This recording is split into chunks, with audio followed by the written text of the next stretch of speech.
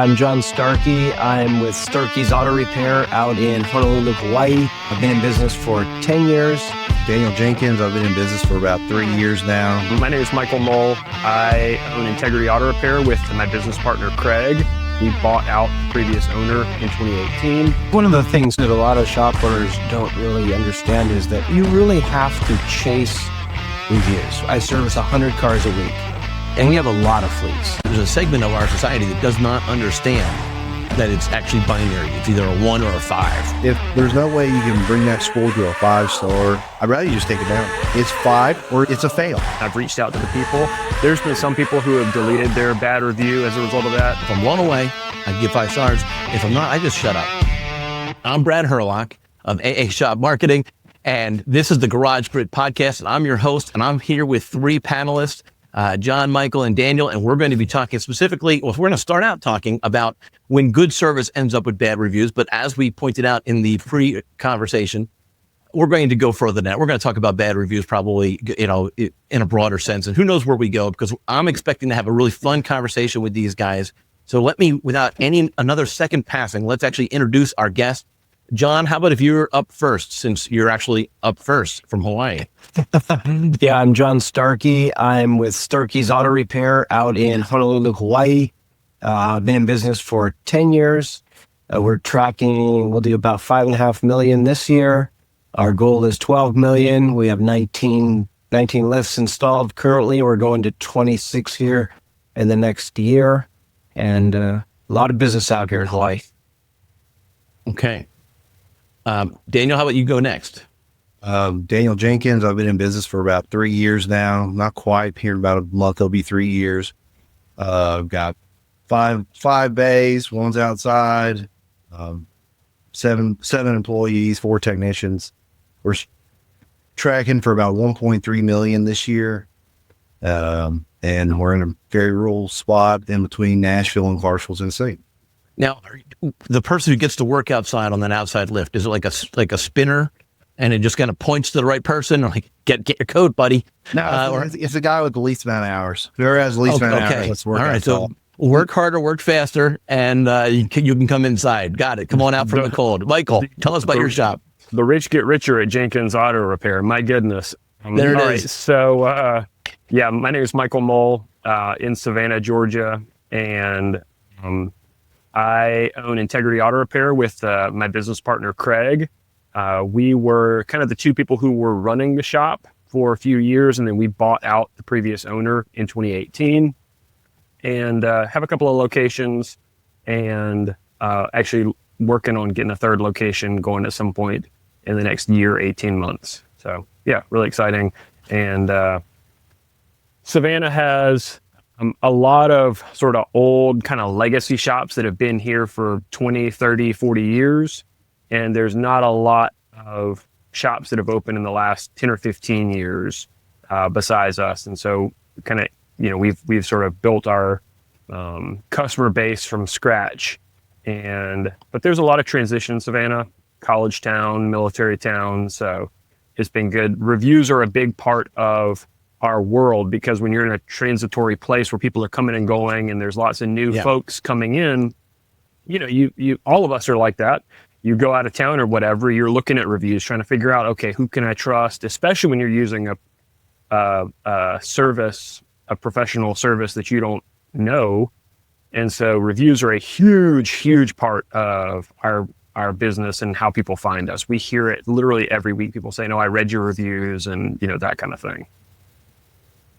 Is that something that, John and Dana, is that something that you're also hearing? I read your reviews, and yeah. Well, that's the biggest thing for us is we read your reviews, especially if it's not a person's kind of mailer or something like that.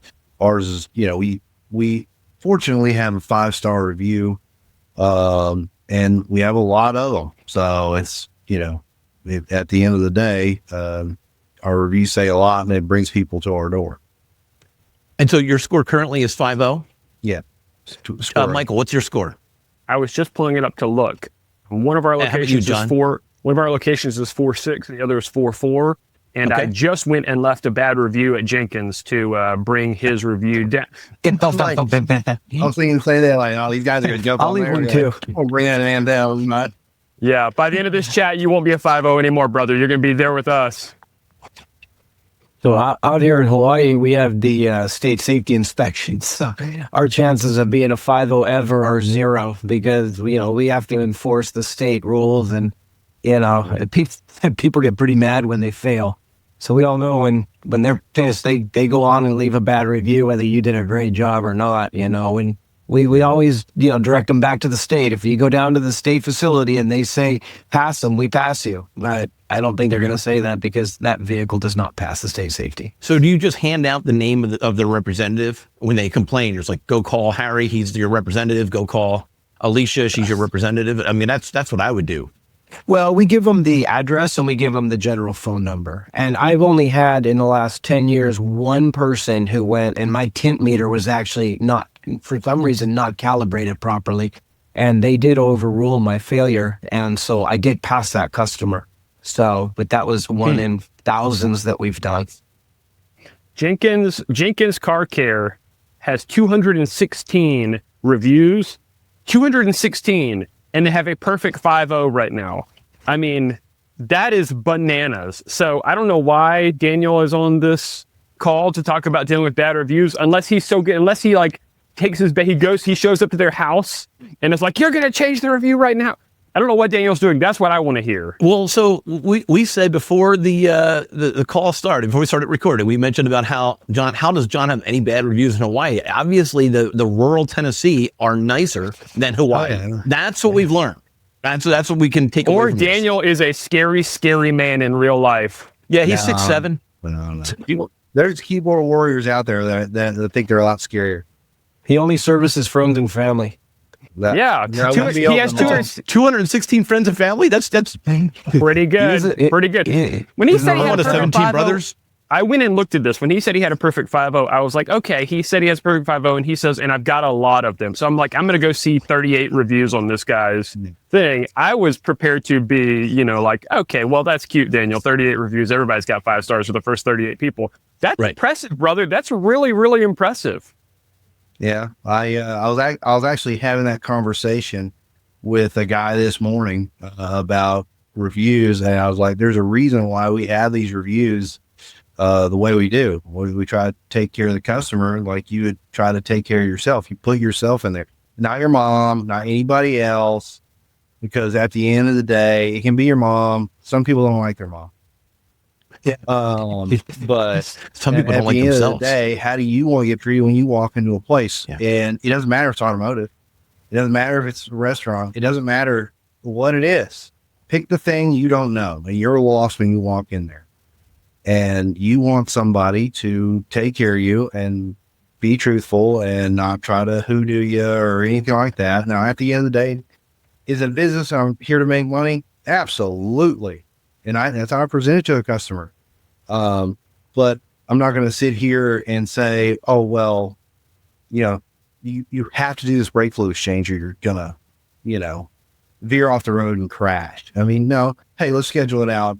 It's a maintenance you should do. And then, at the end of the day, am my sales not the best sometimes? Yeah, probably. I probably could do better on that. But I'm just going to tell them we can spread it out. We don't have to do everything. So right. Have you had people who have left you a bad review and you've reached out to them and they've taken it down or changed it or whatever?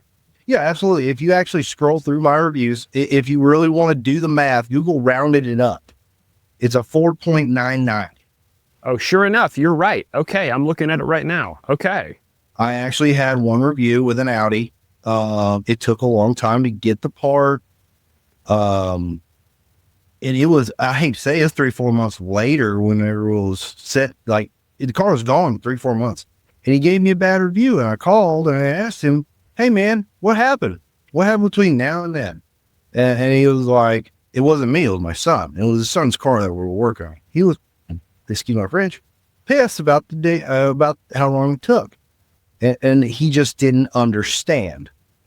And, I asked him, I understand it's your review. You can take it down. Don't take it down. I prefer you take it down because at the end of the day, this isn't because of any negligency. It's just, it was on back order. Right. It wasn't your service level. It was the parts were waiting, right? And then, I had another review from a gentleman actually right down the street from the shop.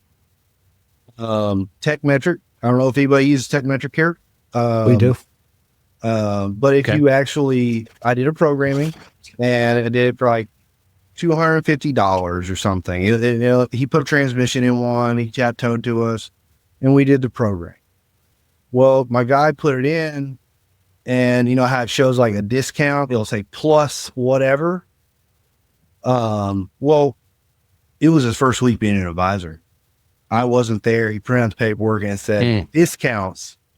And then it showed like a plus, and the guy got twisted up about it. And you know, I called him and I said, listen, man, this is what we charge. He's like, you don't have that already on file. I was like, no, I have to pay for a lease. And I told him, I'll be honest, there's my time to do it, the equipment I got to do it with, and then the lease I have to pay for every time or for a year or whatever it is. And I told him, I was like, if I bought a year lease, I think $1,000 through GM or something, or $1,100, and I had to pay for that. And unfortunately, you know, that's how I come up with this magic number. And that's how the conversation went. And again, I had that conversation of, it is your review. You say what you need to say on there, and I appreciate any of your input at all. But I want to make sure that me and you are on the same page, and I'm trying to make this right with you. He's like, okay, thanks for letting me know. And he changed his score. I think it's a 3 or 4 star. Yeah, 4-star. Yeah. I mean, and at the end of the day, you know, I really strive hard. And the biggest thing is updates. I worked in a dealership, and I got my head clubbed in before I opened up my own shop over updates. Yeah. That's by far, I think, that's where we all struggle, right? With updating the customers constantly. You know, we have almost 100 cars in the shop all the time, and sending out all those updates. And like you said, Daniel, you know, be honest with your customers. Even if it's bad news, you want to convey the news to the customers, because you can't make up enough lies. Once you start lying, you're going down a rabbit hole. And when they smell a rat, boy, here comes that bad review, right? So I tell my employees all the time, you know what? Just be 100% transparent with the customers. We got the wrong part. The part came in broken. We messed up. We broke it. We bumped your car. Whatever it is, be honest with the customers and be honest with yourself all the time, because we have all that built into our pricing model where, you know, I can absorb costs when we break something. If you hide it and the customer finds out, that's going to spread like wildfire. And some of you guys, you know, are in small markets. And if you're in a small market and you get a bad reputation, you know, I have 500,000 people that I market to. But some of these shops, owners, you're in a 2,000 person market. You get a bad reputation, you might as well find another industry to work in. Absolutely. Yeah. Interesting. So looking at your, and that makes sense of what you're saying there, John. I was looking at your reviews as well, and a lot of the people who left bad reviews for you are people who it's their first review, it's their second review, like something happened that maybe they were nonsense people. But you haven't really responded on Google to very, very many of them. A few where you said, or somebody has said, I don't have your name on file. Here's my phone number. Please call me. But are you kind of trusting in the size of your pool there that, you know, some of those are just going to be in the wash and you're not going to respond to every person from a state inspection standpoint. And you're not going to go to war with these people necessarily. Yeah, you know, a lot of them are from the state safety inspections, and we have kind of taken a position on that because, you know, here's the thing. We have a detailed conversation with them here at the shop about what happened. And if they're really irate about what's transponding at our shop, you know, I've let them go in the past and just say, well, that is what it is. I don't need to make a public statement about it. We can add, and I've spiffed my employees before for, you know, giving them a nominal amount of money for reviews, for good reviews. And I actually, when we're really, really pumping out the safeties, we can get about 10 reviews a week if we want to. We had a big fire in the shop back on December the 3rd of 2024. We lost the entire shop. So I am actually rebuilding a new shop that's 18,000 square feet. So we haven't done safeties for about a year.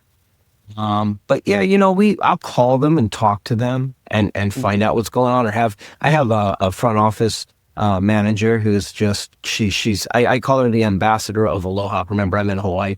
So she's just so sweet, you know, she'll give him a hug, she'll hug him on the phone. I mean, she just bleeds like compassion.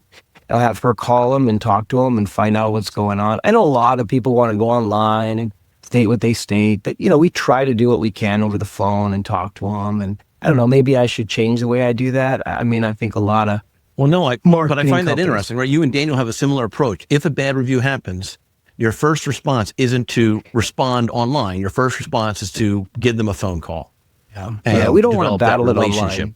Yeah, we don't want to battle it online. I won't say that. I wouldn't say I put a little response on there just because at the end of the day, I respond to every review.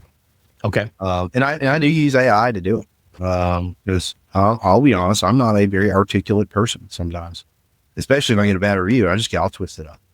I'll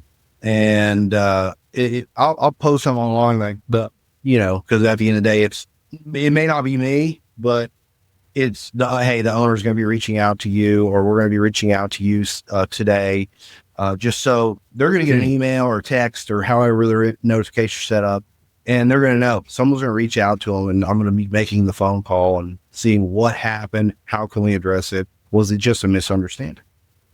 Yeah, I've done that first for pretty much every bad review we've ever gotten. I've reached out to the people. There's been some people who have deleted their bad review as a result of that. There was one really funny one before I even owned Integrity. So I was working for the previous owner at that point. I was just the manager, and this guy came in with like a 1980 hearse, because they do these ghost tours in Savannah, right? And so so they're doing these ghost tours, and so it's a hearse with like the back of the roof cut out, you know, so you can sit up and kind of look out on your ghost tour.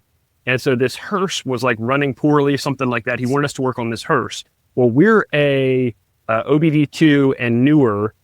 We've never been, you know, 95 and older. We don't really work on that much old stuff like that. Now at this point, we're like 20 years old or newer. We're just not getting into older stuff because we're just maxed out in terms of what we have here. So we've got to draw a line somewhere.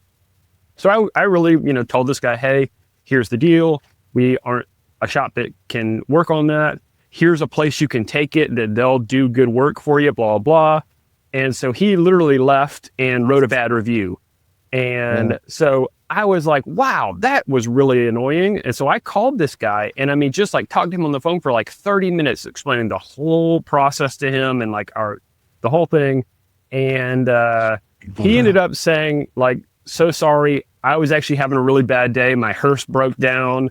It's like, yeah, I know you're already driving a hearse all day, every day. Like, it's probably going to not be a great day sometimes. So he changed it to a 5-star review. And so there are some times where, you know, that happens. But I'll tell you, my philosophy is if somebody, I treat bad reviews almost like if somebody was in a church fellowship hall, and like we're all here in church fellowship hall, and I hear somebody I don't know talking badly about my business to somebody else. How would I respond in that moment? So we're in a crowd of people, and I hear somebody talking bad about my business. How would I respond? And how I would respond, me, Michael, as a real human, is if I know what happened, I'm going to respond a certain way. If I don't know what happened, I'm going to respond a different way. So if I don't know what happened on that scenario, I'm going to say, oh my gosh, so sorry. Here's my cell phone. Please give me a shout and we can talk about it. But if I know the specifics of what happened, if I talk to the advisor, or if I'm aware of the situation that happened, and we're in a church fellowship hall kind of and I hear them talking, I'm going to go up to that person and I'm going to say loud enough so people around can hear, hang on a second. That is absolutely not how that went down. Here's what happened. No shop in America is going to do the thing that you wanted to have done. This is the process. This is what we agreed on. This is the price, whatever their thing was. And I'm going to come right after these people. And I'll tell you what, I have gotten smoked in some Facebook groups of auto shop owners for saying this, because every auto shop owner is like, oh my gosh, bro, you got to take the high road. Oh my gosh, bro, kill them with kindness.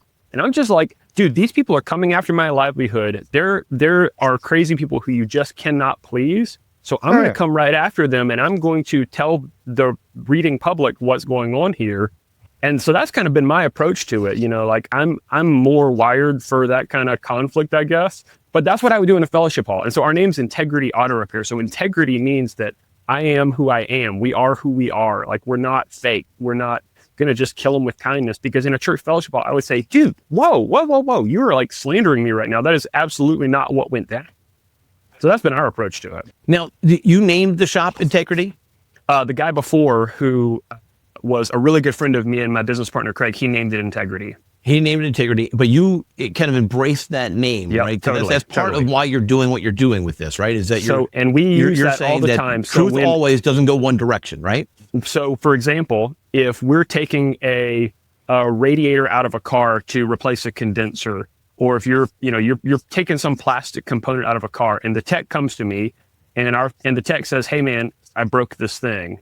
Integrity means that I'm going to eat that because we made a mistake. We broke this thing. But everybody has had an example where you take a radiator hose off of a radiator and the whole neck just comes with it. And you did that the way you always do. So integrity in that case means you call the customer and say, I was taking this radiator hose off and your radiator broke. Now, I'm willing to sell it to you at a discount, or I'm willing to do it at cost or whatever. But integrity means when we make a mistake, we eat it. And when we don't make a mistake, it's your car.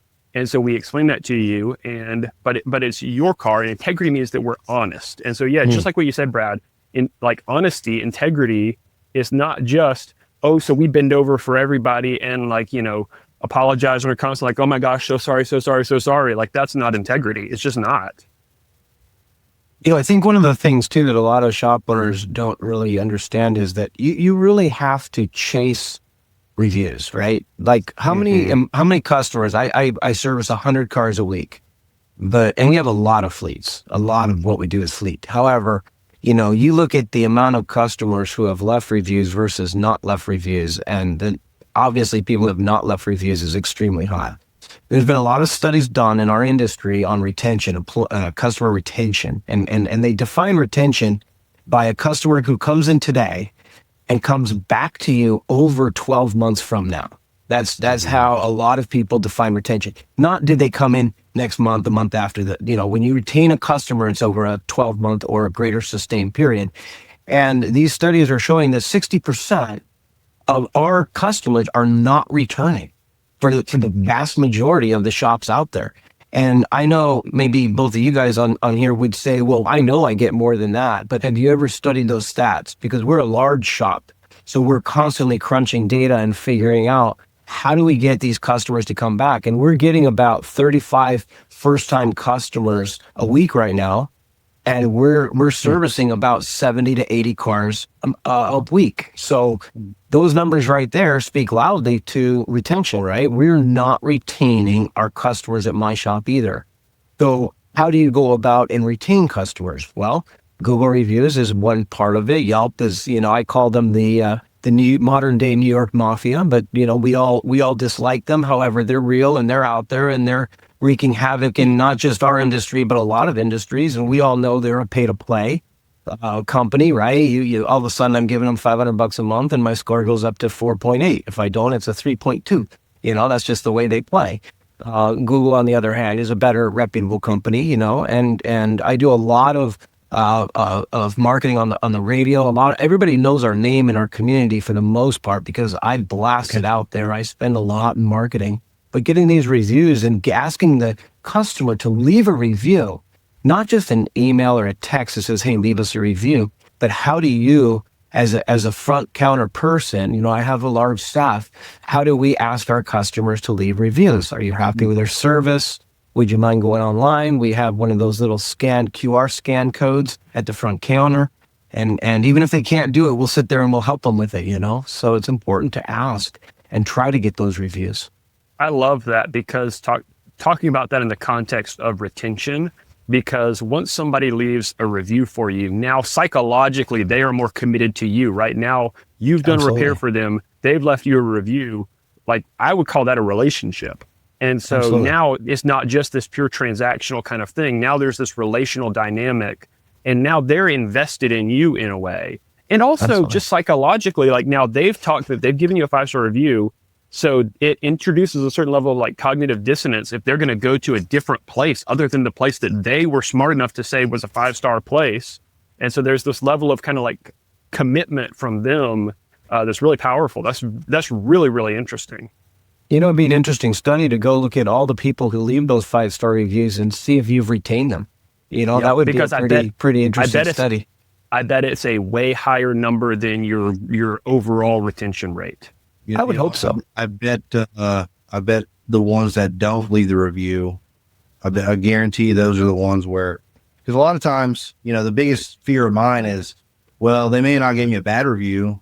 Will I ever see them again? Mm-hmm. Right. And but talking about the good service and the bad review, you know, it's kind of like some people, it's like that teacher that doesn't want to give out A's.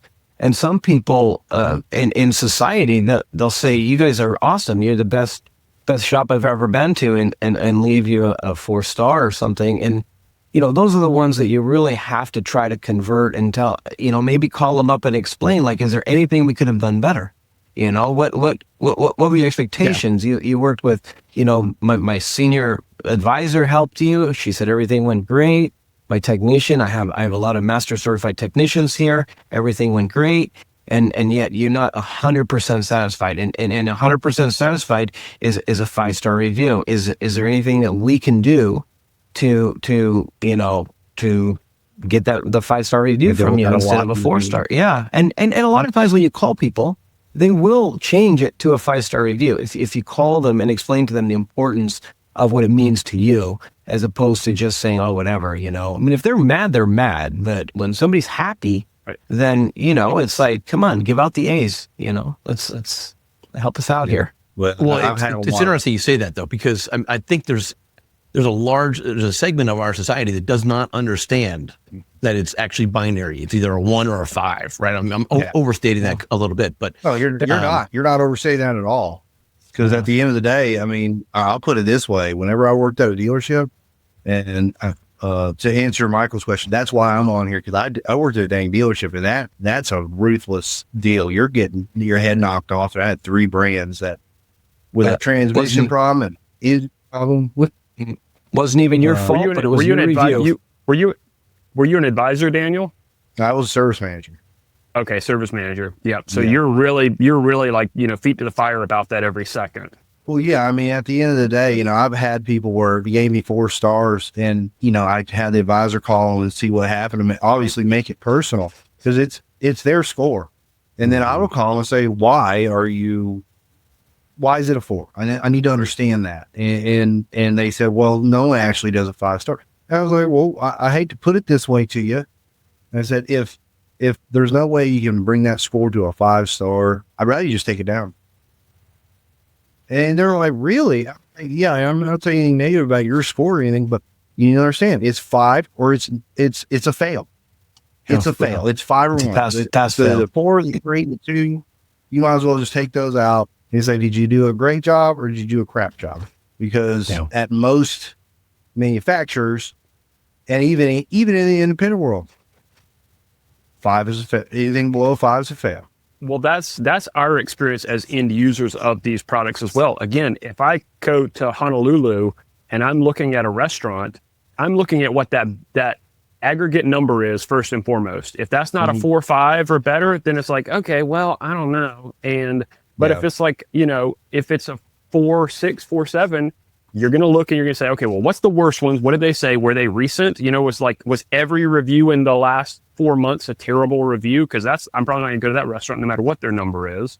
And like, that's how us as users are using them. We want to see recency and then the extremes. That's all we really care about. And I'll add to that. I want to see whether or not I can relate to the person leaving the review. Yeah, does this person seem like a lunatic or not? Reviews, I'm like, wow, that person's nuts, and I'm not. So that doesn't apply to me, right? And so, well, I'll put it this way. My brother is actually in North Carolina right now. I'm not going to say the name of the city or anything.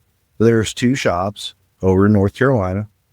I just left his wedding. I came back from his wedding on Sunday, and he's having some car trouble, and he had me drive the car. So it has some brake failure. I'm like, man, it's probably a master cylinder, but it's raining. I don't know if you got a leak. I looked at the master cylinder. It was fine. It had plenty of fluid in it. I'm like, yeah, I'm going to say a master cylinder unless I'm overlooking something, but I'm in a parking lot of a villa, so I don't know what to tell you. But there was 2 options. It was a 3.2 that was closer and a 4.2 that was a little further away. And I was like, how many reviews do they have? I don't remember how many reviews they both had. They had similar amount of reviews. But it was a low number because there's a lot of auto shops that do not try to talk about the review or avoid it or whatever because they're like, it's BS. I called this shop because he's like, can you just call him for me? Because he's the IT guy. He doesn't deal with people well. So I called him. I said, listen, had some brake fade, and it was fine and dandy. I said, listen, we're sending it to you because you have the best score in the area. I straight up told him, I don't love the score. And I was like, hopefully it's just a fluke. And they took it down there, they said it needed brake pads and rotors for brake fade. That's it. Easy about that. I'm not even a mechanic, but I'm not sure about that. I just own it. Yeah. And I was like, that don't sound right. And then the guy's like, well, my lead tech listened to it. He said he wants to put pads and rotors on and bleed the brakes. I was like, well, when you're in, because he called me and on accident, not called him. They just sent him a text. And I was like, I think you're wrong. You should probably present this a different way because it's got a 2mm brake pad in the rear. So it needs brakes. I get it. But you need to put a master or find out what actually is wrong with it because it's not that. And at the end of the day, they didn't update him. They didn't do the things. And guess what? They were wrong on their diagnostic. And then now they're trying to charge him full price on the master cylinder. And I see that so much because whoever's up front doesn't know. They hire somebody from customer service, which is a great idea, but there's zero training in the automotive industry when it comes to just understanding the dynamics sometimes. Because you have a technician that he's all right, he does okay, but he's going to misdiagnose some stuff. And you don't have someone up front that can kind of decipher the BS or not. So, and especially in a dealership world, you have, unfortunately, departments against each other. And it's like parts is against techs and techs are against advisors, etc. And that's where I think a lot of bad reviews come in. And then you have an advisor that they realize they diagnosed it wrong. And they're like, oh, crap, we need to figure out what we're doing. And then give this guy a call. Well, the guy was pulling up, figured out what was wrong with his car because he hadn't got a phone call in 2 days. Mm-hmm. Yeah. So here we are. I'm going to tell you now, if I was my brother, it'd be a 1-star review. I'd pay him. I'd get my car fixed. It'd be a 1-star review all day long. Yeah. And that's what happens every time. Instead of just calling and saying, you know what, we were wrong. Or I hate to say it, people hate to get questioned, but question your tech sometimes. I mean, people get overzealous and they go too fast, especially for flat rate. Because of what I know about how with repair shops and how reviews are so vital, I find myself less inclined to leave reviews for other people unless I'm blown away. So if I'm blown away, I give 5 stars. If I'm not, I just shut up. Right. And there are exceptions to that. So there was an issue with a family vendor of ours, a big, large company. And they really messed up to the detriment of my wife's health. And so I left a bad review and I also tagged them on X knowing that I would get a phone call and it would get resolved, and it did. Like that, like I wasn't trying to badmouth them. I was trying to get their attention. And so I wanted that reach out because, whether I left them a 1 or 2 or a 0 stars was less important than my wife's health, right? So I wanted that answer. Well, let's put it this way: you wanted to catch their attention, and you didn't feel like you had enough of a relationship with them for you to pick up the phone and say, "Hey, X, Y, Z." Well, make no mistake, I tried that route first, Daniel. You did? I tried. Okay. I absolutely am a caller over a keyboard warrior, but they didn't answer their phones. I was lost in the prompt world for like 20 minutes. And then eventually, that's something they need to address.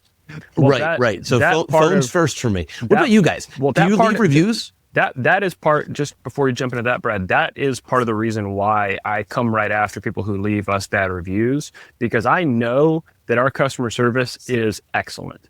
We make mistakes like anybody does. We'll drop the ball here and not communicate something But if somebody calls us and says, hey, this happened, like we really, really make no bones about, oh my gosh, I'm so sorry, bring that in ASAP. We'll make you priority number one. I know we're busy, but we're going to make you priority number one. And so given the fact that I know that we deal with problems well when they come up, if somebody goes straight to leave the bad review, then that means that they didn't care about actually resolving this situation. Like it's antagonistic at this point. They're not looking for a resolution. They just want to put us on blast. They're just trying to hurt our business at that point. They're just trying to hurt my guys' ability to feed their families. And so that's sort of part of where that impulse comes from. And then if somebody does call and they come back in and we go through all the hoops and they still leave a bad review, again, like that's a person who I don't want as a customer. And so, we're kind of using our reviews and the responses to it almost as like a filtering mechanism to a certain extent. It's like an IQ test to a certain level. Like, you said you read reviews and somebody leaves a bad review, and it's like, but they seem like a lunatic and I'm not a lunatic. And so people generally get the customer service that they deserve. And so, we have a lot of customers who come in. Before we hopped on here, I was asking our advisors and talking about that, and telling them the topic of the conversation today. And one of our guys goes, oh, dude, literally just this past week, a lady came in here and said, yeah, I came in, I'm new to town, I just moved here for work, and I was reading you guys' reviews. Whoever responds to y'all's bad reviews, they're a genius, because they really lay it all out like that. And so, and I hate to, come on here and toot my own horn about what a genius I am, but my point in that is the people who you want to be your customers, you're using those responses almost as another marketing tool to kind of be a real person and be authentic. And these reviews, it's almost like, 100 years ago, 200 years ago, if we lived in a sort of local village in the middle of Tennessee and there was a butcher and a baker and a candlestick maker, like that's right. That's exactly what you have. And so the word of mouth, it wouldn't happen on the phone like this anymore, but word of mouth would still happen. People would still leave reviews, and there would be an almanac or something like that where, people would write what their thoughts are. And so you think about it from like a community standpoint, how would you stand up for your business? How would you talk about this in that kind of real life community standpoint, 150 years ago in a village life sort of situation? Because the Michael, internet can I give everyone an example of what you're talking about? I've got one of your reviews on my screen. Is that all right? Is it fair game? Yep. All right. So somebody writes, I was in about a brake squeak and was told it would be $75 just for the inspection. Not applied to any service. I decided to not proceed because it felt overpriced for a basic inspection. I saw some shops offer free inspections or apply the inspection toward the repair. That's always a lot. And the reply from your shop or from you was, yes, our technicians do deserve to get paid for a test drive. Bring it in, lift it up, take the wheels off, inspect the pads, the rotors, calipers, along with also doing a visual inspection for safety reasons of tires, belts. They deserve to get paid for that. So $75 goes towards that. Even free inspections, and I like this point a lot, even free inspections have to get paid somehow. So the recommended service is marked up accordingly by shops with that business model. Sorry you didn't see the value in the professional's time. That's what I would say in a church. That's what I would say in a church fellowship hall. If somebody said, "And these schmucks charge me $75," I would say, "Hey, tell me the last time you came to work for free. What are we talking about here?" Yeah, right. That's what I would say. Say it again. That's not what AI said, though, right? Exactly. That's exactly right. Have you been to the doctor lately? Like, doc doesn't work for free. Right. And but so John, I like your comment too. Michael, you didn't use AI for that response? That wasn't. I don't. I hate text it all out with these two thumbs, boy. That's a good. Really, reply, to me, that's dangerous. Like, you don't need reading glasses yet, do you? I mean, people should get paid. And whenever someone sits there and tells the customer that, I'm going to do this for free, they're building it in somewhere else. I mean, I literally, with this same instance in North Carolina, in the background, you got the husband and wife combo in the background. This is fresh marriage too. I got the wife back there just barking. It's my new sister-in-law. I'm like, well, she's like, oh, well, other places charge nothing to look at something. I was like, well, they're lying to you. I don't know what to tell you. They're building in somewhere else. So last month we had a panel about how to determine your marketing budget for, and so if you're interested in that, go check that out. But the panelists had a really, in my opinion, some interesting ideas of what marketing is and isn't. They actually talked about how painting the back wall of their shop is also considered marketing, and so that was interesting to me. And I get that it's a curb appeal thing, but where I'm going with this is sometimes some shops do have this expense of free inspection, and it is a marketing cost. They are just trying to get the customer in the door. And so instead of putting the time into getting good reviews, or instead of putting the time into this, making sure that they're coming up at the top of search or those types of things, they're just, putting a sign up there that says free inspections when people call in. Yeah. But it still is a cost that overall company is absorbing and eating. Mm-hmm. Yeah. Well, Brad, it's also a quality. Go ahead, John. Well, it's a quality issue too, right? I mean, if you're going to do the inspection, the brake inspection that we just talked about, and you're going to test drive it, take the wheel off, inspect the caliper, the lines, everything in the brake system, versus I'm going to meet you outside. I'm going to take my flashlight. I'm going to look in the wheel and tell you, oh yeah, it looks like you got, Good. 1 millimeter, 2 millimeters. There's different qualities of these inspections, right? That's right. Because we're always challenged with, do we charge for something or do we not charge for something, right? And my business here in Hawaii, I charge for everything. I give two things away. I give away air and I give away windshield washer fluid. And some people ask why I give away windshield washer fluid. That's just a decision that I made. But, when we're servicing our customers, like what was mentioned, we have to charge, because you're doing a disservice to your staff if you're not charging for your services, right? And then you're not transparent with your customers if you're padding it somewhere else. So charging for a service and explaining to the customers why we charge for a service, again, upfront honesty, 100% transparency. If there's anything you're not honest with your customers about, you're asking for poor reviews. You're in trouble. Yeah, and it starts at the top. It starts with us as owners. Yep. Yeah.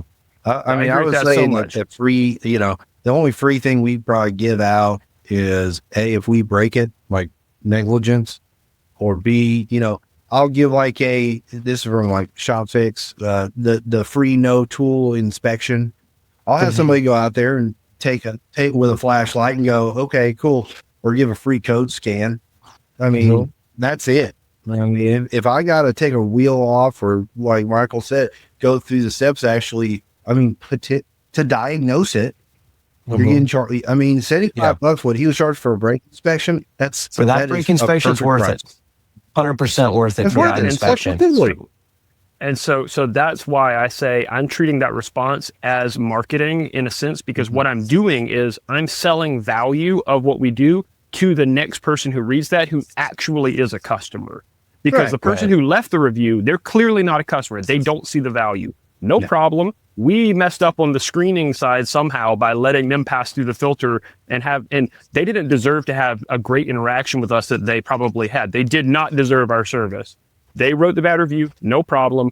I'm going to use now my ability to hate type into this response as a marketing thing. So then the next person who reads that, they're going to say, wow, these people aren't just going to come out in the parking lot and take a quick peek like the guy at AutoZone did. They're going to do this whole test driving thing and all this stuff and look. They're going to look at the belts and the tires too while it's up in the air. Wow, that's what I want for my daughter's car to have happen or whatever, Yeah. And so that's really the reason why, like I said, I got lit up in Auto Shop Owners Facebook group one time talking about this, and they were just like, take the high road, just kill them with kindness. And it's just like, dude, I'm going to tell people what's up. That's because these people have an inaccurate expectation of how the world works. Mm-hmm. And so my job is to set expectations for the person who reads these reviews. That way, when they call and we answer the phone, they have a little bit more clear expectation of how the world works.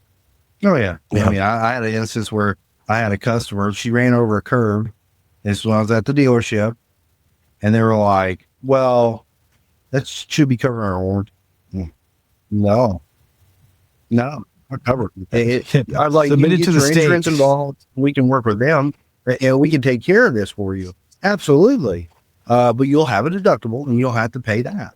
Oh, it should be covered under warranty. I mean, she just didn't want to hear it. And, and then the bad part is she gave me a bad review. It took me to Better Business Bureau, and guess what we ended up doing? They ended up fixing it for nothing. And I completely disagreed with that decision. Yeah, and that's the whole reason why we are independent, is because I will not let somebody's bad review be a gun to my head to make me do literally anything. If somebody threatens me with a bad review, like, hey, knock yourself out, big boy. Like, you will love my response.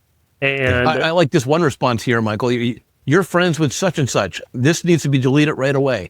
And it was because the person who posted it wasn't actually even a customer of yours. They were obviously just friends with the previous bad review. So this is one where this is the only time where me coming right after somebody has blown up in our face to an extent. And I was still comfortable with how it played itself out.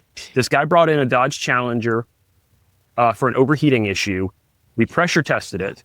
It's leaking. I can't remember, maybe radiator, water pump, something like that. So we pressure test it, but we hydrocarbon test every overheating concern that comes in. If it's a coolant leak or if it's a overheating, we hydrocarbon test everything. And so the shop owners are going to know that's a decision some people will make to do that. Some people will make not to do that.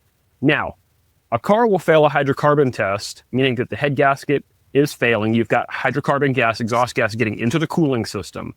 It'll fail that hydrocarbon test, and sometimes it'll run for another 50,000 miles. Sometimes you're going to put a radiator on that thing, and it's going to find the next weakest link, and it's going to pop that sucker immediately. And so we hydrocarbon test every one that comes in like this. So we hydrocarbon tested this specific one, called the guy, told him, hey, it failed hydrocarbon test. We are not, I didn't even give him a quote for putting a motor in this car. I just said, hey, it's failed hydrocarbon test really aggressively, like really bad. And so I don't recommend just hanging a water pump or a radiator or whatever it was on this. I think you need to kind of get your head around dealing with some bigger problems here, because your son, which is whose car it was, has driven this thing so long and it's overheating and it's blown this head gasket. So they're pretty understanding of this. They leave all good. And then the mom leaves a bad review. I respond to the bad review. The dad leaves a bad review. The son leaves a bad review. So then at this point, I'm like, okay, cool. We're doing a review bomb situation. No problem. So I just do what you said and respond and say, yo, this is totally fake. You're not. And then their buddy leaves a bad review. So 4 bad reviews out of one time that we were trying not to make money. Like, I'm trying not to sell this guy a radiator. You know, like, you can't try to do things more ethically than this. 4 bad reviews out of this thing. So I just respond to all of them. And then I basically posted on our Facebook and on all of our sort of social platforms, hey, friends of integrity, and I shared on my personal as well, hey, integrity is getting review bombed because we did the absolute right and ethical thing here. The integrity-based thing. That's right. That's right. So would you please be kind enough to help me counter these undeserved bad reviews? And so we got 12 or 15 5-star reviews as a result of just asking for that.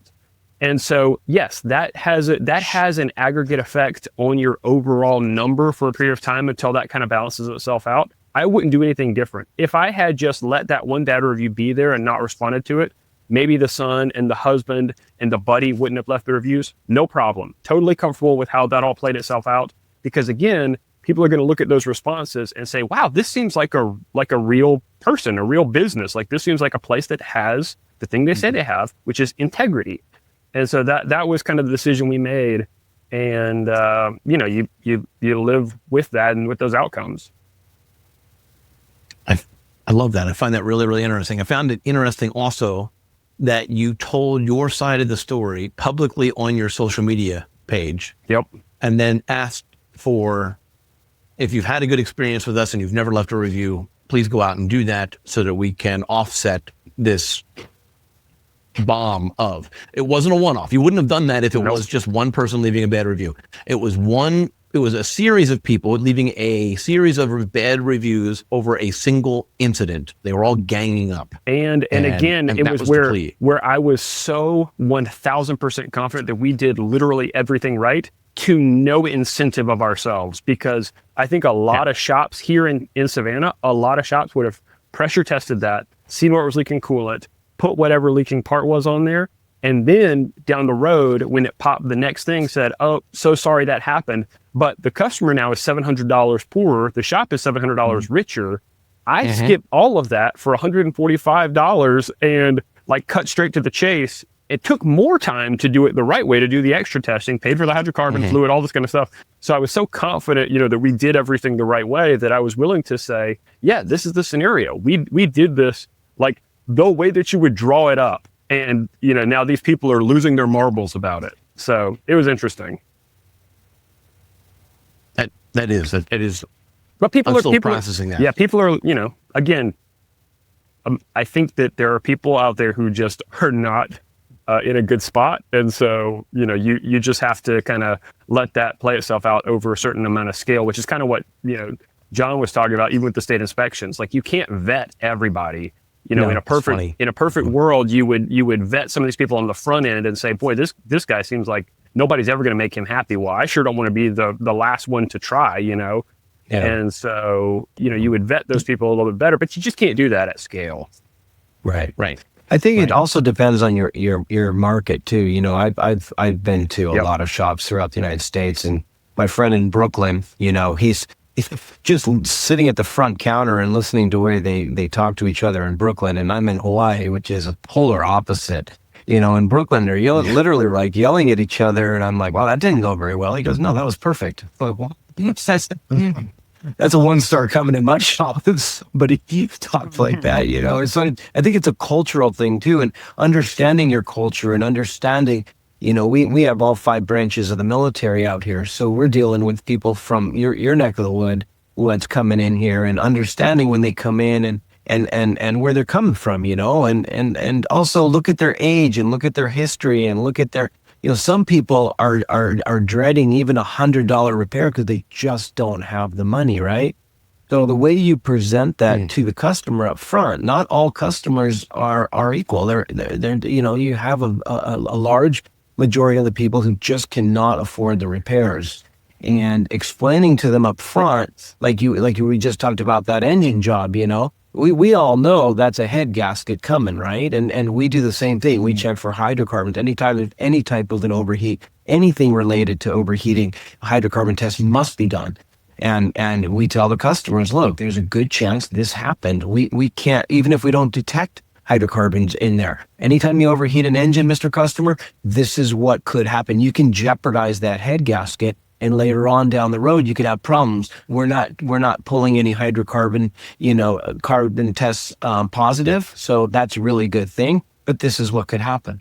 So for that person, if they're driving the car and 2 years later, the head gasket blows, they know we talked about this. We talked about this. You overheated the car and you just had to get home, right? You love that story. I had to get home. Well, I hope you have, $10,000 or $15,000 in the bank to put an engine in this thing, We're in Hawaii, it's expensive to ship these engines out here. And we do a lot of them, because nobody in town wants to do them. Mm-hmm. Yeah. So, John, I was looking at some of your reviews, and one of the bad reviews from a couple months ago. And so talk to me about your process real quick, because the bad review was basically a scenario where she got a price over the phone, and the price over the phone did not match the end price or the, once they saw the car price. And that's why a lot of shops won't even quote ever over the phone. And I'm going to lead to another part of the conversation on that. But do you currently, was that a mistake by your front desk? Do you have that policy, or yes, we do. And I think anybody who owns an auto repair shop will agree that at some point in time in a conversation, you're going to have to give a range, a price range on something, right? Because if you're being honest with people, and somebody calls and says, like, let's just say, I overheated my car. How much is it going to cost to fix? Well, that's a really tough one, right? But I have this car and I want to do front brakes. How much is that? And we give a range sometimes. We try to get every car in the shop. What's going on with your car? Oh, I hear a squeak. Well, when there's a squeak in the brakes, it could be a number of things. We would like to get it in and have one of our certified technicians take a look at it and give you an exact estimate on what it's going to run to fix. So if that customer pushed hard enough, they would eventually probably get a price range out of my employee. Now, if they come in and they always remember, if you tell them it's going to be $200 to $500, they remember it was $200, right? Yes. So they come in 100% of the time, and it's yeah. $475, right within the range of what we told them, but it wasn't $200. Here comes that potential bad review, right? And I would have to listen to the phone calls, and there's a lot of things that we do out here at my shop that some of the smaller shops don't do. We are just, I call us a defensive shop. We are trying to get these cars out of here as fast as possible. We have more work than we can possibly handle, which a lot of people find they're very jealous of that situation. But we are buried in work all the time. So we are not as on it, I could say, as some of the smaller shops like Daniel and Michael's maybe, as far as our procedures, because we are such a large operation and growing so rapidly. I think in 2 years we will be at about 10 million. The other thing is sometimes you're in a darn if you do, darn if you don't situation when somebody calls you for a price, because I just went and looked because I remembered it. 7 months ago, one of our locations got a bad review, 1-star review, and the review literally just says, won't disclose their prices until you pay the $145 inspection fee. Shame And on so you. that's one where you're just darn if you do, darn if you don't. And so my response is, we don't have any information to use to provide a price until we do testing first. Seems like something that most reasonable customers would understand in review. Not that one. And like that's because people call, they want to get a range, but it's like, hey, my car's running really bad. How much is that going to cost? I know it's going to cost $145 to tell you what it's going to cost. I know that. But like beyond that, it's really hard for me to answer this question for you. And so, I'm not the primary person who's on the front counter, going to war with these knuckleheads sometimes. I'm not the primary, we have people who have a little bit more patient temperament, thankfully, talking to the customers when they call in. And so they're doing their best to try to help the customer contextualize, like what you're saying, John. People don't have a context where they're talking about $100 might be the end of the world sometimes. And so you're trying to help them contextualize what you're dealing with here. And you're trying to give a range, and you're trying to sort of vet so you don't bring in a person, not everybody with a car is a customer necessarily. And so you're trying to kind of vet that all over the phone. It's a hard job. And so sometimes you just literally are darned if you do, darned if you don't. You give the price and now they're going to leave you a bad review. You don't give the price and now they leave you a bad review anyway. Well, so I know I feel like leaving the price. I feel like leaving the price is setting you up for a bad review, because as John pointed out, they only hear the small number. Right. And well, and John and Michael's point, I know in our instance, people push for the number. They want to know how much it's going to cost. They're trying to budget for it. I understand. Or they're trying to find the cheapest one or whatever. But at the end of the day, I know what we do. If, we say it could be around here, but at the end of the day, before we even get off the phone, make sure they understand it very clearly. We do not know until you get here and we actually look at it, because there's different things that can happen. And especially because I deal with a lot of cars that are over 10 years old. It could be rusty. It could be already messed with. It could be, it could be on a lot of instances. And that's what we emphasize so much. I said, let's get you in here and get you a solid estimate, because we may need more than what we quoted you. Yeah, and not everybody understands that, and including the good people over at Google. There are a handful of them who probably don't even own cars, came up with an idea that allows AI to check the prices. Have you had an automated AI agent call you asking about pricing and availability, and how have you responded to that? I don't know And that we have. what? You haven't had that call? Not from an Okay, AI. not yet. No. Okay. I don't know that we haven't had that call. And I was in a training one time, and the trainer told me if somebody calls and asks what your hourly rate is, it's another shop in your neighborhood. Because most people, they want to know how much is it to fix a car, right? How much is it? They're not so much interested in the parts and labor and everything. Like a typical customer, right? They want to know how much is it to fix my car, right? And I think as business owners, it's really important that we have there's only so many hours in the day, right? All of us have so many hours in the day. So what do we spend our time doing, right? And I think that one of the things that here at my shop that we could probably do better is how we handle reviews on all platforms, right? Because and even a review, even not a written review, but if somebody is at the front and they're unhappy, and we do follow-up calls with our customers to find out how their experience went. So a customer can be at the front counter unhappy, and I think it's very important for one of my managers to catch that, diffuse it as best you can, but call the customer up and say, hey, Mrs. Jones, I know when you were at the shop, you expressed some dissatisfaction in what happened, and I'd like to talk to you about what happened and see if we can come up with a resolution.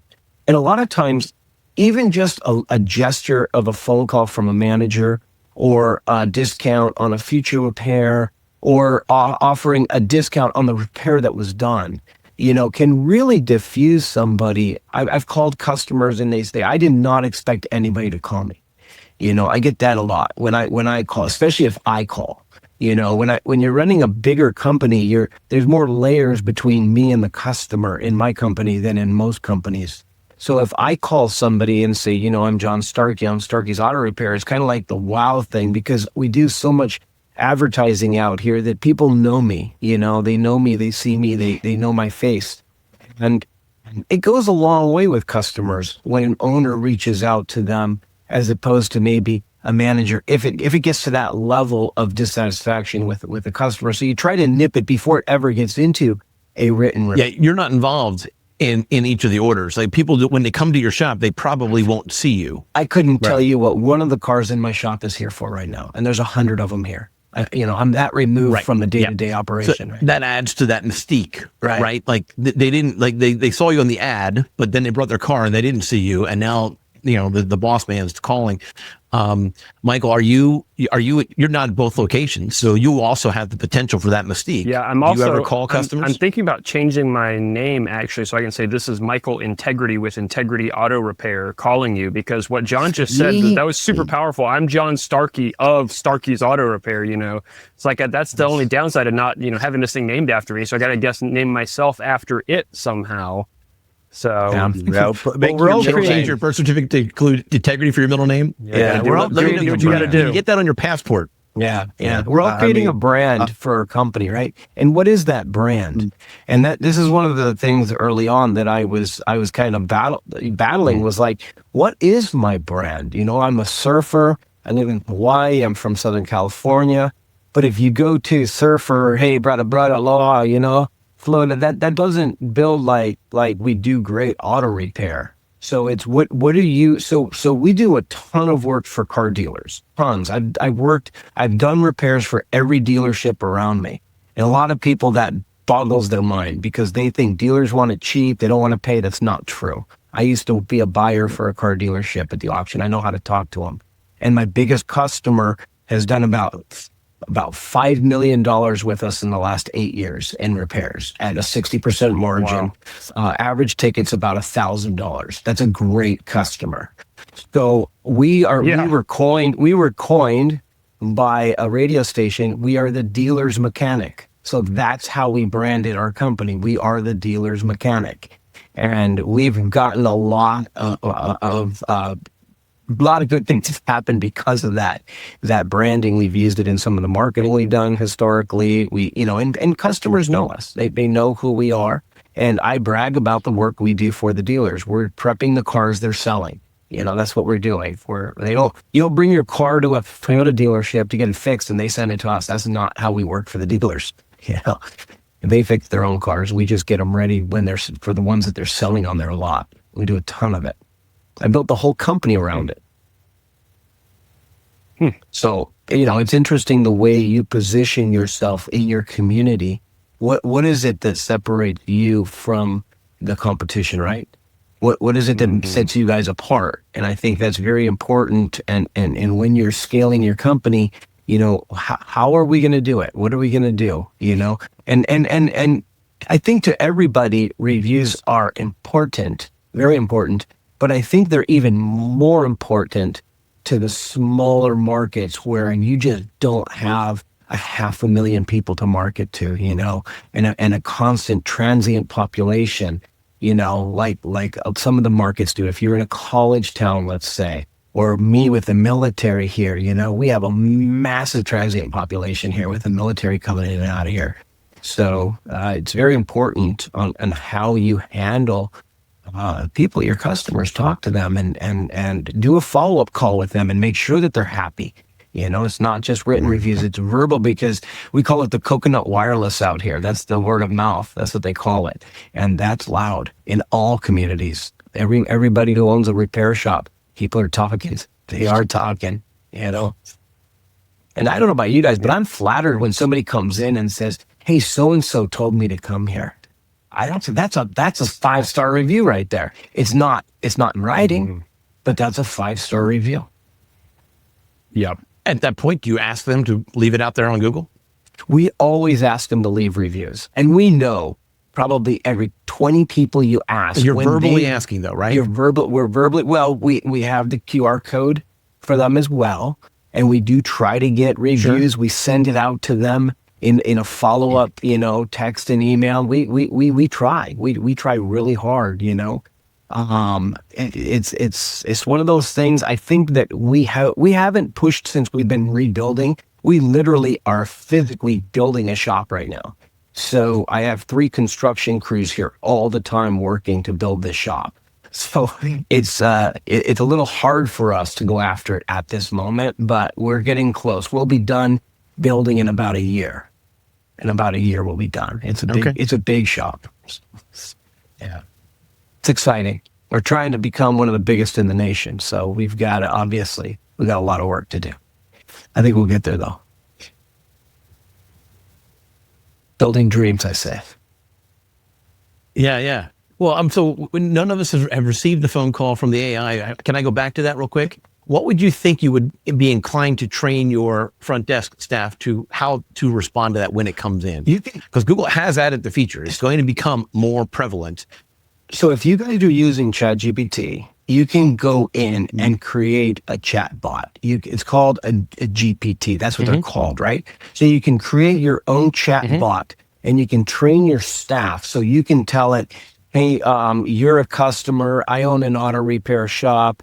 You have a vehicle and the brakes are squeaking. My service advisor is going to try to get you to come in without giving you a price on the phone. I want you to give them an objection 4 times as to why you want a price over the phone, and then see how they do at the end. So it literally sounds exactly like a customer calling. And that phone call is then at the end of the GPT, it'll evaluate your response as to how well you did. And people use ChatGPT as a glorified Google search. That's not what AI is all about. AI is more powerful than most people understand. And creating those and training, in fact, we use them now in hiring. So if somebody comes in and tells me, oh, I'm great at sales, oh yeah, sit down, let's see how great you are. I want you to talk to these GPTs, and these are going to be just like our customers calling. And you can set it up for whatever you want. It doesn't matter. You can have an old clunker car. You can set it up where the person calling has a weird accent. There's so many different ways that you can set these up for training your employees, because let's face it, I believe most shops are pretty terrible on the phone, mine included. I don't think we're that great on the phone. I really don't. I listen to phone calls a lot, and it's a very, very, very hard job to do, is to talk to all these people on the phone day in and day out. It's really hard. Anybody who's been in any type of a service industry or a call center or anything, it's hard. It's really, some days you're just like over it. Like, here's the price. You want it or not? And other days you're like, you got your game on and you're going for it. You're all in. And then there's also tools out there that can rate the calls as they come in. So you set it up however you want. Like, these are the things I want set on my calls. And it will pull the bad calls out of the queue and it will put them in a queue for you to review when you're doing your one-on-ones with your staff. So there's a lot of tools out there. And again, being a bigger shop makes it easier for me to afford that kind of thing, right? But if you're a small shop, you just have to pick what works for you. ChatGPT is $20 a month. You can go in and learn how to create a chatbot today after we're done, Right. So there's a lot of tools out there. And by the way, I agree that the front of the shop is key to the whole operations. And we actually talked about that in episode 61 and 63. So if you're thinking about that and how to apply that, you might want to jump in and check out those episodes as well. And I do think that the front of the shop can potentially guide the future of whether or not you get a 5-star or a 1-star. And so it's really, really important. And Absolutely. And that's why I asked about, when you get this automated phone call, not a person, and they're asking for prices on behalf of Jenny or Harry, it's going to be really difficult to provide that range, because then the AI is just going to give those numbers, that data, and you didn't even have a conversation with that person. So it's going to be really, really interesting as far as how that plays out. But are you guys, Daniel and Michael, are you doing anything in particular to train your staff to make sure that the people that are on the phones to kind of preempt that 5-star from the beginning? Are you saying anything at the beginning of, hey, our goal here at Integrity is going to be to earn 5 stars throughout this experience? No, we don't frame it like that. I think that could make things feel a little too transactional again. Okay. And it's like you take a girl out on a date and you say, my goal with this date is to have such a great date that at the end you give me a kiss goodnight. And it's like, whoa. Like everybody knows that getting a kiss goodnight at the end of the date is the goal, but you don't come out and say that. Yeah, you don't come out. He's right. And so that's kind of, my thought on that is like, let's play it cool, like do a really good job. And then at the end because we have people verbally tell us at the counter, oh my gosh, I can't believe you guys got this done so quick. Like this is like, and I say all the time, our service advisors, I agree with John to a certain extent that the people who are on the phone, it's a really brutal job dealing with, the public at scale. But our service advisors are, I think, legitimately doing magic all day, every day. People are calling us when their car doesn't work, they can't get to work, they don't get to live in Hawaii, and they're calling us and we're getting $500, $700, $1,000 from them for a magic thing that a part they never heard of before to be fixed.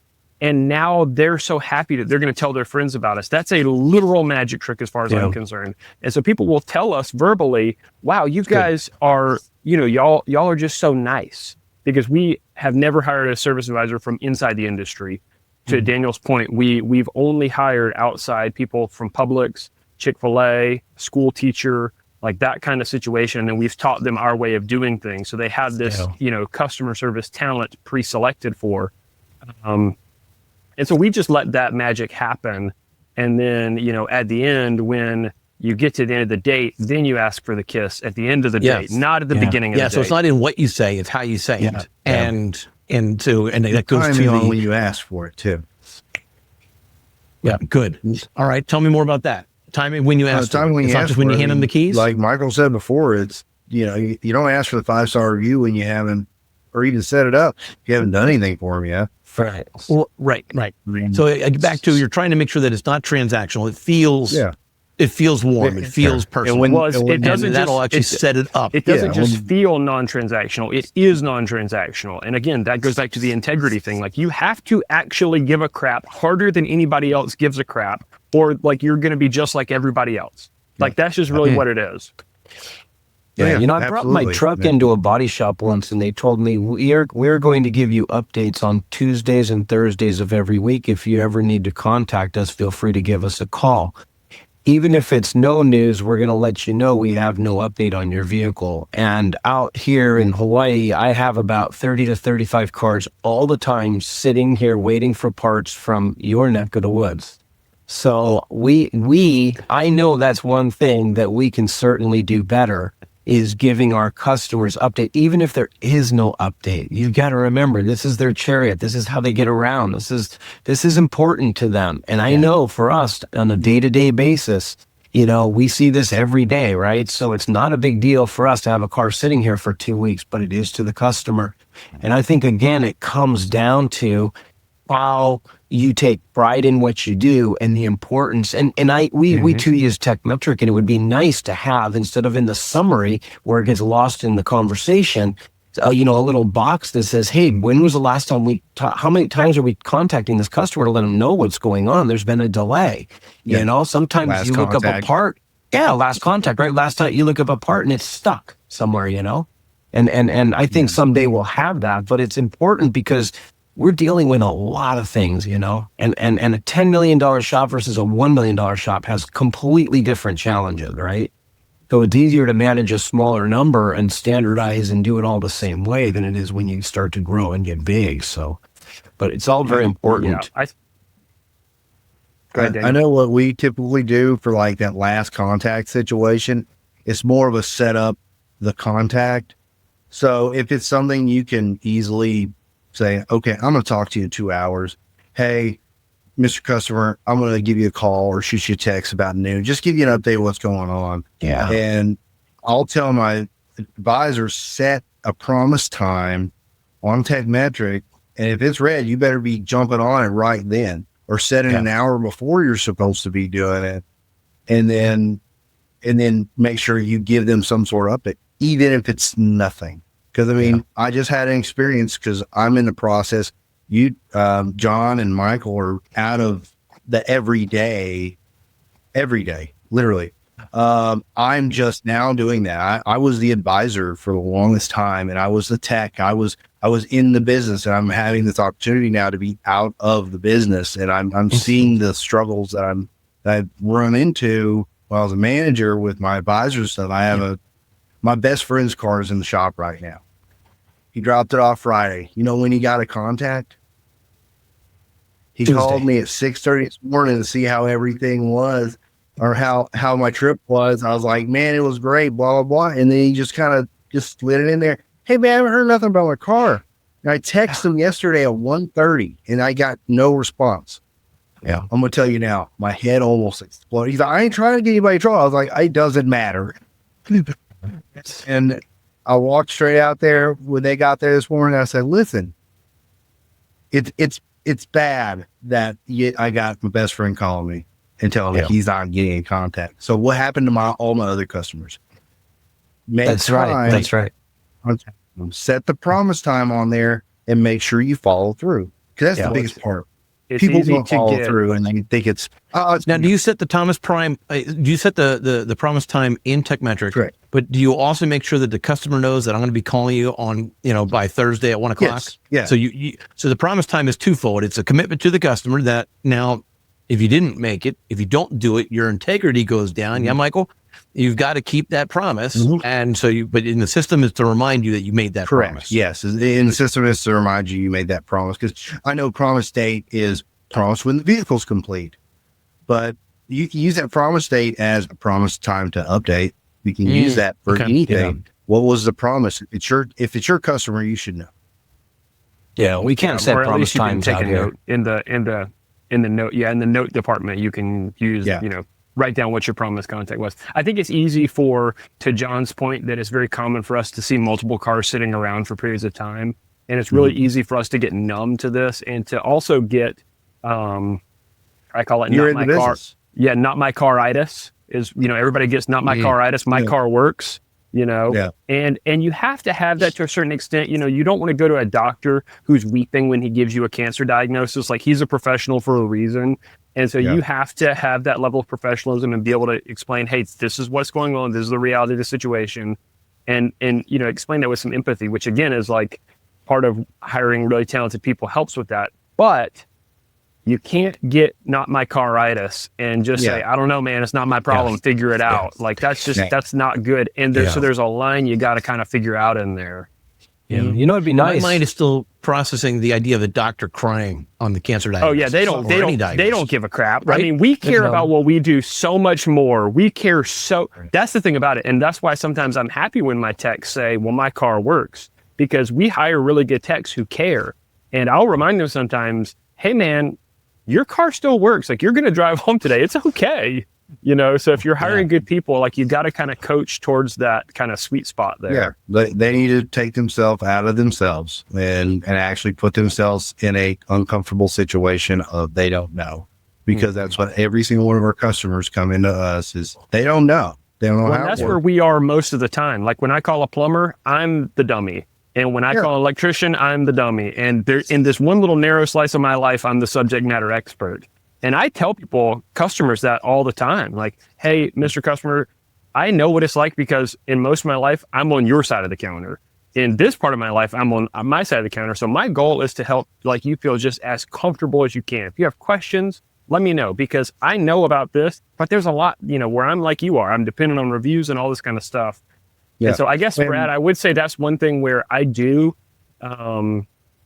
sprinkle in that review thing sometimes. Maybe I'm subliminally planting that a little bit where, you know, I'll sprinkle in like, hey, if I'm looking for a plumber, I'm looking at their reviews probably just like you are, Mr. Customer. You know, so I'm sort of talking about the value of that in that way.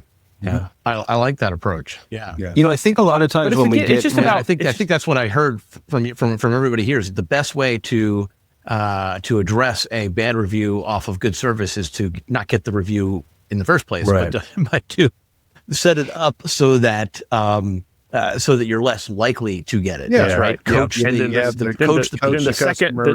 the second best answer then, what I've learned today, is to have Daniel call the people who leave the bad review for me. So that's going forward. Before I type out my response, I'm going to have Daniel call the people who left me the bad review and see if he can't set them straight. It's Daniel's. I can get ugly. I think you just need to set up a chat bot, like John suggested, but to specifically train it to act like Daniel Jenkins. Right. There you go. Right. What would Daniel say? You know, I think that we could all agree, though. Go ahead, Daniel. Go ahead. Oh, the only thing I feel like I have become so successful on is I was in a situation where I didn't have a ton of control. I could beat someone over the head and browbeat them and get the review, but now I'm in control of how especially when I was the advisor. It's you set up the what's the word? Come on, someone help me. The expectation. You set the expectation, because at the end of the day, your customers already set the expectation before they got there, and they have no clue. So you have to redo that in their head and say, "This is how it's going to be." Walk them through the entire process, and in a summarized way, and then when you make a promise, you keep your promise. Yeah, that's just it. Absolutely. I mean, stuff changes, breaks, everything, but the biggest thing: set the expectation, keep your promise. Yeah. That's it. If he's going to change, call him and say, "Hey, this happened. Don't lie to him," and just say it broke. Yeah. Now, is there any room for under promising and over delivering? Is there any room for under promising and over delivering? We do that all the time. Oh yeah, absolutely. You always under promise, over deliver. I mean, because I know I have that conversation with them all the time. I say, "Hey, I'm going to say we're going to get this thing done on Tuesday," and they go, "Oh man, that's for." I was like, "Listen, that's going to be worst case scenario. I'm hoping for sooner, but I don't want to tell you Friday. And it's Friday." Yeah. And here we are with our hands empty with no parts, or here we are with a halfway torn apart car. We had 3 bolts break. We don't know. Yeah. Okay. I think the way we can really help prevent the reviews, the bad ones, from coming in is communication with our customers. Right. I think we would all agree that we could probably do a little better job giving updates to our customers. I think it's in our industry. This is where most shops struggle, right? Is to make sure that every customer, and some customers, it's a text. You get the old lady, she doesn't use text. Yeah. She uses call, right? And it's really hard as an advisor if you're juggling, you know, we have 100 cars here. So we're juggling all these cars, and it's like, gosh, did I call her? Did I not call her? Should I text her? And I don't think through a text you can over communicate with somebody. I don't believe that's possible. If I sent you a message this morning saying, hey, there's no update, and I send you a message tomorrow morning, hey, there's still no update, but we expect the part coming in soon, that's not over communicating if it's a text. If it's a phone call, then that might be a little much, because I think probably all of us with our generation, we prefer text, right, in our industry. And understanding what the customers, the problem starts with the communication, right? That's where the problem starts. It may not be the entire problem, but when somebody's really unhappy with the service that we provide, I think it just starts with the way we communicated with the customer, whether it be we didn't give them accurate information, we didn't give them updates often enough, we said something that we didn't follow through with, whatever it is, right? The problem wasn't just boom, that was it, and exploded, and that was a problem. When we had our fire, we lost 15 cars in the fire. Imagine that phone call. Imagine trying to, hey, the repair went fine, but the car burned. And I couldn't remove them. It's just on you. I couldn't even take them. Your car out. Let's 15 more. Right. And then my insurance company tells them, well, tell them to handle it with their insurance company. Well, we had one that didn't have insurance. Oh my gosh. So. Yeah, I think that's a thing that's common to a lot of the blue collar to the trade jobs is it's easy for us to forget that we're in the customer service business, number one. Absolutely. We think that we're in the plumbing business. We think we're in the car repair business. We think we're in the electric business or whatever it is. But ultimately, like, we're in the customer service business, number one. I tell our folks, more specifically, we're in the problem solving business. Wow. And so, we exist. Our job exists because we live in a broken world and stuff's going to break. And so that's job security. That's good. What that means, though, is that we are helping sort of navigate our customers through this broken, flawed, messed up place. And so I think that it's a common thing within the industries, the blue collar, the trade industries, this communication thing that John's talking about. And so remembering what we actually do, which is customer service, solve these people's problems. And also, it's tough because all of our advisors are doing so much, like if they're writing quotes or hunting parts or they're doing sales. I mean, you're a daggum grief counselor sometimes. Like, all of us have just worn so many hats when you're in this, when you're in this, these guys are doing a lot. And so it's easy to say, well, I don't have anything to tell Miss Mary Lou, so I'm not going to waste time not telling her nothing, And so it's just easy to, I think, lose the thread of what we're actually doing here. And again, that's part of why so many of my philosophies about handling reviews and marketing these conversations, I'm trying to think about this, like, I'm personally trying to think about this in the most human way possible, because all of us, as we interact with companies throughout our life, we're constantly being dehumanized. Like, we're constantly being bombarded and buffeted by these ads and this marketing that is trying to, whether it's political, whether it's Apple computers, whatever it is, they're sort of preying on our base instincts. They're really like dehumanizing us. They're sort of stripping us down. And so I think when you have an interaction with somebody who really cares about you, who really sees you as a human, who, when you have an interaction at a really nice restaurant, and you have that interaction or a nice hotel and you leave, you feel more valuable, you feel more human because you've had that interaction. And so a lot of my focus on this is with the guys who work for us here, and then passing that down to our customers is to help these folks feel more loved, more human. And so that really feeds into so much of this, the way that I think about this is it's like a human kind of company that is humans helping other humans. And that really is super duper important to me, because our society is less friendly for humans than it probably has ever been. I like to call it automotive hospitality. We're in an automotive hospitality industry, right? When you think of hospitality, you think of hotels, and they're there to comfort you, to make you feel good, to give you all the the frills and thrills of being on vacation, let's say, right? People come to Hawaii. I look at, and I talk about this with my employees, we are in the automotive hospitality industry. So our goal with our customers is to prevent that vehicle from coming in on the hook. If it comes in on a tow truck and they're our regular customer, at some point we failed them. Unless it came on because they got a puncture in a tire and it's got a flat tire.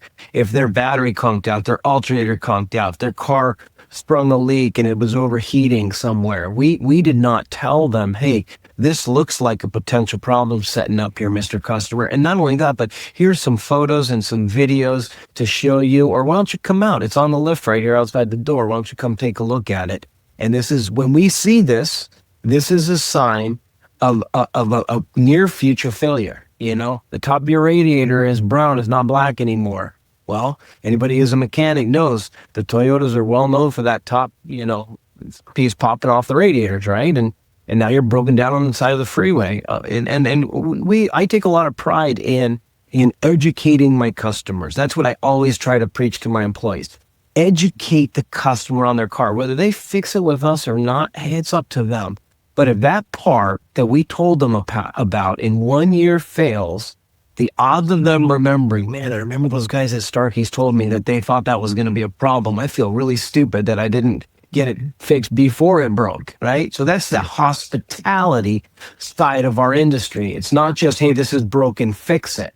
You're there to educate the customers. And a lot of people will appreciate that and fix the car. Imagine you go to the doctor because you got your knee hurts and he notices something really weird in some tests or whatever. He's looking at it in your body and he notices something that is more severe than just a knee. Or, and I'm getting at, like, look at the whole car, inspect the car and tell them what's going on all the time. Yeah. Inspections. Yeah. If you're not doing thorough inspections, man, you're missing the boat in this industry. You're doing your customers a disservice, of course. Right? An absolute disservice. I'm kind of curious to how people would respond if you were just kind of out there, in life, a restaurant. Oh, what do you do for work? I own a automotive hospitality business. What is that? Yeah. But I think it's, but I like that. I like that a lot. I like the approach. And, and so if you're in the automotive hospitality business and you're trying to grow your shop, then I'm going to recommend that you go to addi.me/2026, because that's where we actually published the AA Shop Marketing Playbook framework for auto repair shops. And that's going to help you significantly to try to help grow your shop, your automotive hospitality business. Mm-hmm. But I love this conversation, guys. I really appreciate each one of you. I like the perspectives. I like that we didn't just hear the generic, sorry you had a bad experience, please call our shop. You actually got further into the detail. And Michael, you actually pushed back. I like hearing those different perspectives. If you're listening to this podcast and you thought of a totally different approach that none of these three panelists actually brought into the equation, I'm very interested in hearing from you.